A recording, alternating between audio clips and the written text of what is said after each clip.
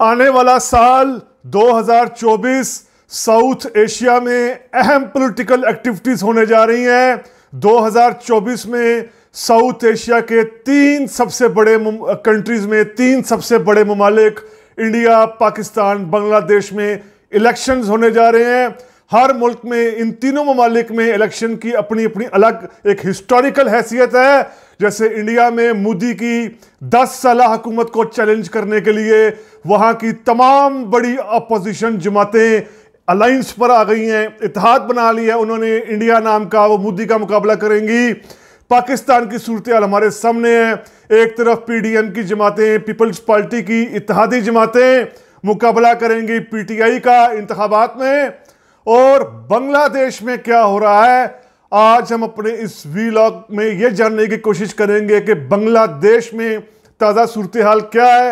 मुमकिन तौर पर अगले साल 2024 के इंतखाबात में बांग्लादेश में किस तरह का पॉलिटिकल सिनेरियो पैदा हो सकता है।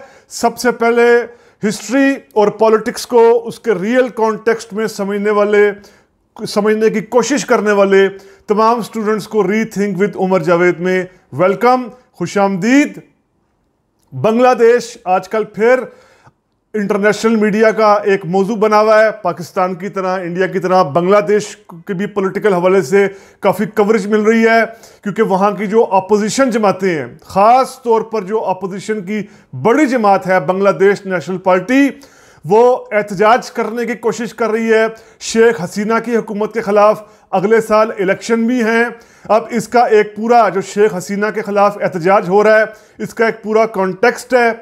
शेख हसीना वाजिद 2009 से मुसलसल अब तक इक़्तिदार में है। इस दौरान 2009 में जो 2009 के बाद से जो बांग्लादेश में इलेक्शन हुए, 2014 का इलेक्शन हुआ, 2018 का इलेक्शन हुआ, इसमें भी शेख हसीना की पार्टी भरपूर तरीके से कामयाब रही। जैसे जो आखिरी इलेक्शन 2018 में हुआ, इसका जो ताज़ा इस इलेक्शन के जो रिजल्ट्स थे वो ये कि 300 नशस्तें डायरेक्ट और ख़वातीन की नशस्तें मिलाकर यानी 350 नशस्तों में सीट्स में से अवामी लीग के पास यानी शेख हसीना वाजिद की अवामी लीग के पास 271 सीटें आई थी, यानी मेजॉरिटी, भरपूर मेजॉरिटी आई थी। लेकिन इन इंतखाबात पर जो बांग्लादेश नेशनल पार्टी या खालिदा ज़िया की बाकी जो पार्टीज़ हैं, जमात इस्लामी, बाकी जो छोटी बड़ी लेफ्ट की जमातें हैं, उन्होंने शदीद एतराज़ किया, शदीद धांधली के इल्ज़ामात लगाए। इसके बावजूद शेख हसीना का इक़्तिदार बचा रहा। पिछले साल भी शेख हसीना के ख़िलाफ़, शेख हसीना की हुकूमत के ख़िलाफ़ बहुत बड़े पैमाने पर अपोजिशन इत्तेहाद के एहतजाज हुए थे, अभी भी एहतजाज हो रहे हैं। लेकिन यह कहा जा रहा है कि शेख हसीना अभी भी वहाँ बहुत मजबूत हैं। अब शेख हसीना की हम 2009 से अब तक की अगर इकनॉमिक कारकर्दगी को देखें, माशी कारकर्दगी को देखें, तो ये माशी कारकर्दगी इस तरह की है कि आप एक मिसाल ले लें कि पाकिस्तान और इंडिया में जो अपोजिशन की जमातें हैं, मतलब पाकिस्तान में जो जिस अपोजिशन की जमात ने हुकूमत पर कंडेम करना हो, और आज इंडिया में जो अपोजिशन की जमातें, बड़ी अपोजिशन की जमातें हैं, जब वो मोदी और बीजेपी पर तनकीद करती हैं तो बांग्लादेश का रेफरेंस देती हैं कि आज बांग्लादेश हमसे आगे निकल गया। यानी पाकिस्तान की जो अपोजिशन जमातें और इंडिया की भी इनका एक रेफरेंस है कि देखो जी, बांग्लादेश हमसे आगे निकल गया और हम जो है वो पीछे रह गए। बांग्लादेश कैसे आगे निकल गया, ये थोड़े से फैक्ट फिगर्स से हम समझते हैं कि 2009 के बाद से बांग्लादेश ने किस तरह शेख हसीना की वजह से ये इकोनॉमिक कुछ तरक्की हुई, वो हम देखते हैं। कुछ फैक्ट्स एंड फिगर्स थे। एक तो जो बांग्लादेश का 2009 के बाद जीडीपी की अगर हम एवरेज देखें तो वो एवरेज जो है वो सालाना 6% रही, 6% रही, जो ठीक होती है, ठीक मानी जाती है जो कैपिटलिस्ट इकोनॉमिस्ट हैं इनके माहिरीन के मुताबिक। ख़ास तौर पर एजुकेशन और हेल्थ सेक्टर में 2009 से अब तक जो ये शेख हसीना हुकूमत की कारकर्दगी है, ये साउथ एशिया में सबसे ज़्यादा अहम है। यानी साउथ एशिया में एजुकेशन और हेल्थ के सेक्टर में साउथ एशिया में सबसे ज़्यादा तरक्की की गई। इसके आप यहाँ से सबूत देखें कि बांग्लादेश में अब जो कम उम्र के बच्चे होते हैं, उनकी जो मौत की शरह होती है, जो कम उम्र बच्चे मुख्तलिफ बीमारी की वजह से मर जाते हैं, वो 1000 में से सिर्फ 25 रह गई है। और यह शरह 2005 में 50 थी, यानी 50 में से 1000 बच्चे मर जाते थे, अब 25 बच्चे मर जाते हैं 1000 में से। इसका मतलब कि हेल्थ पहले से बेहतर हुई है। इसके अलावा बांग्लादेश ने एक और जो चीज अचीव की है, जो साउथ एशियन उस तरह अचीव नहीं कर पाया, पाकिस्तान इंडिया अचीव नहीं कर पाए, यूनिवर्सल प्राइमरी एनरोलमेंट सिस्टम। यानी कहा जाता है कि बांग्लादेश के जो अक्सर बच्चे हैं, वाज़ेह तौर पर 95% प्लस बच्चे भी प्राइमरी स्कूल तक पहुंच रहे हैं, प्राइमरी एजुकेशन हासिल कर रहे हैं। उसके बाद अगर इंफ्रास्ट्रक्चर की बात की जाए, 2005 में यानी इस शेख हसीना के आने से पहले वहां बांग्लादेश में जो पक्की और बड़ी सड़कें थी वो 50,000 किलोमीटर थी। 2021 में यानी शेख हसीना के इक़्तिदार के काफी सालों बाद अब वो 90,000 किलोमीटर हो चुकी हैं। एयरपोर्ट्स 5 थे, अब वो 10 एयरपोर्ट बांग्लादेश से बन चुके हैं। 2005 में बांग्लादेश के 50% इलाकों तक बिजली थी, आज बांग्लादेश के 90% इलाकों तक, 90% प्लस इलाकों तक बिजली है। और अगर एक्सपोर्ट्स की बात की जाए, जो किसी भी मईशत के को समझने इकोनॉमिक्स का पैमाना होता है कि मुल्क तरक्की कर रहा है नहीं तरक्की कर रहा, इस एक्सपोर्ट की बात की जाए, यानी बांग्लादेश बाहर के मुल्कों में जो चीज़ें भेज रहा है, वो कुछ अर्सा पहले तक, शेख हसीना के इक़्तिदार से पहले तक $14 बिलियन की एक्सपोर्ट करता था। 14 से 15 बिलियन डॉलर की चीज़ें बांग्लादेश बाहर भेजता था। तो अब बांग्लादेश $40 बिलियन की, आप सोचिए 40 अरब डॉलर्स की जो है वो उसकी एक्सपोर्ट्स होती हैं। और जो अदद शुमार आते हैं कि 2005 में बांग्लादेश में गुर्बत की सतह थी 40%, यानी गरीब लोग जो थे 40% थे। 2021 में यानी शेख हसीना के इक़्तिदार के काफ़ी सालों बाद गुर्बत की शरह भी कम हुई, 25% अब वहाँ गुर्बत की शरह है, यानी काफ़ी कम हुई है गुर्बत की शरह।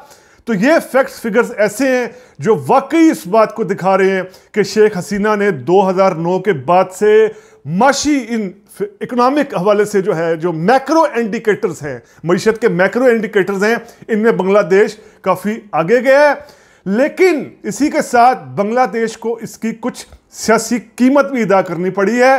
बांग्लादेश की पॉलिटिकल हिस्ट्री भी पाकिस्तान की तरह एक स्टेबिलिटी की नहीं रही, अदम इस्तेकाम रहा है। बांग्लादेश आज़ाद होने के बाद भी वहाँ मार्शल लॉज भी लगते रहे हैं। फिर बांग्लादेश मॉडल एक रहा है जिसमें अदलिया और फौज की भी, वहाँ फौज और अदलिया की मदद से वहाँ एक हुकूमत की गई। शेख हसीना के इक़्तिदार में आने से पहले, 2009 से पहले, तो वहाँ पॉलिटिकल स्टेबिलिटी नहीं थी। अब शेख हसीना ने 2009 के बाद इक़्तिदार कायम किया तो धौंस धांधली, अपोजिशन को क्रश करना, अपोजिशन जैसे खालिदा ज़िया को जेल में डाल देना, अवामी लीग के जो अपोजिशन पार्टी हैं, बांग्लादेश नेशनल पार्टी, जमात इस्लामी और बाकी जो पार्टीज़ हैं, इनके खिलाफ काफ़ी सख्त क्रैकडाउन करना, इस हवाले से यानी पॉलिटिकल हवाले से शेख हसीना ने वहाँ एक तरह का ऑटोक्रेटिक रूल कायम किया हुआ है। अगर हम इंटरनेशनल इंडेक्स रिपोर्ट देखें डेमोक्रेसी की, तो उसमें भी बांग्लादेश की डेमोक्रेसी की सूरत हाल को कोई बहुत अच्छा नहीं कहा जाता। यानी ये नहीं कहा जाता कि बांग्लादेश जमहूरी हवाले से बहुत आगे है, जमहूरियत के एतबार से बहुत आगे चल रहा है, ऐसा नहीं है। शेख हसीना के दौर में जमहूरियत को बहुत ज़्यादा नुकसान हुआ है। जिस तरह इंडिया की डेमोक्रेसी को भी आज इंटरनेशनल हवाले से ऑटोक्रेटिक डेमोक्रेसी कहा जाता है, यानी जो सही जमहूरियत नहीं है, जहां पर फाशिस्ट एक तरह का रूल है मोदी का। पाकिस्तान की जमहूरियत को भी सही जमहूरियत नहीं कहा जाता, हाइब्रिड सिस्टम कहा जाता है, इस्टेब्लिशमेंट यहां पेनिट्रेट करती है। तो बांग्लादेश के अंदर भी सही मायनों में जो है वो जो इंटरनेशनल इदारे हैं डेमोक्रेसी को मॉनिटर करने के, वो ये कहते हैं कि बांग्लादेश भी एक तरह का हाइब्रिड सिस्टम है, एक तरह का ऑटोक्रेटिक वहां पर सिस्टम चल रहा है। तो ये वो कीमत अदा करनी पड़ी है बांग्लादेश को पॉलिटिकल हवाले से, पॉलिटिकल डेमोक्रेसी के हवाले से काफ़ी वहाँ नुकसान हुआ है इस माशी तरक्की के बावजूद। और दूसरा ये कि ये जो माशी तरक्की बांग्लादेश ने इकोनॉमिक प्रॉस्पेरिटी की है, इसमें एक अहम फैक्टर ये कहा जा रहा है कि वहाँ की चीप लेबर, यानी वहाँ की जो फैक्ट्रीज हैं, वहाँ के जो कारखाने हैं, वहाँ की जो लेबर्स हैं, उनको बहुत कम वेजेस पर ये काम लिया जाता है। यानी जो बांग्लादेशी मजदूर काम करता है वो कई एशिया के, या यूरोप तो खैर बहुत आगे की बात है, एशिया के कई ममालिक में भी इनकी वेजेस कम होती हैं। तो एक तो ये बांग्लादेश की जो चीप लेबर को जिस तरह एक्सप्लॉइट किया गया है इस माशी तरक्की के लिए, और बांग्लादेश का जो डेमोक्रेटिक सिस्टम बहुत ज्यादा डैमेज हुआ है इस माशी तरक्की के हवाले से। बहरहाल अब हमें देखना यह है कि 2024 में बांग्लादेशी अवाम क्या फैसला करती है। बांग्लादेशी अवाम को, बांग्लादेशियों को क्या जमहूरियत के, डेमोक्रेसी की बजाय ये इकोनॉमिक प्रॉस्पेरिटी दरकार है, या वो इकोनॉमिक प्रॉस्पेरिटी को डेमोक्रेसी के साथ भी रिलेट करना चाहते हैं। ये हमें पता चलेगा 2024 के इंतखाबात में। अगर इन इंतखाबात में माजी के इंतखाबात की तरह बांग्लादेश के खास तौर पर 2014 और 18 के बहुत ज़्यादा धांधली ना की गई तो ही किसी हद तक हमें वाज़ेह मैंडेट नजर आएगा कि बांग्लादेश की अवाम क्या चाहती है, सिर्फ इकोनॉमिक प्रॉस्पेरिटी या इसके साथ जमहूरियत भी चाहती है। ये हम देखेंगे 2024 में, जब हम 2024 में हमारे सामने इंडिया की पॉलिटिकल पिक्चर भी आएगी कि वहां मोदी का इक़्तिदार गिर रहा है नहीं गिर रहा। पाकिस्तान की सूरत हाल भी हमारे सामने 2024 में आएगी कि यहां पर क्या सूरत हाल रहती है इत्तेहादी जमातें वर्सेस पीटीआई की। तो एक दिलचस्प दौर में साउथ एशिया पॉलिटिकल हवाले से दाखिल होने जा रहा है। नजर रखेंगे हम इस पर आइंदा आने वाले वीलॉग्स पे भी। उम्मीद करता हूं कि आपको ये वीलॉग बांग्लादेश के हवाले से पसंद आया होगा। अगर पसंद आया है तो काइंडली सब्सक्राइब कीजिए रीथिंक विद उमर जावेद को। बहुत शुक्रिया।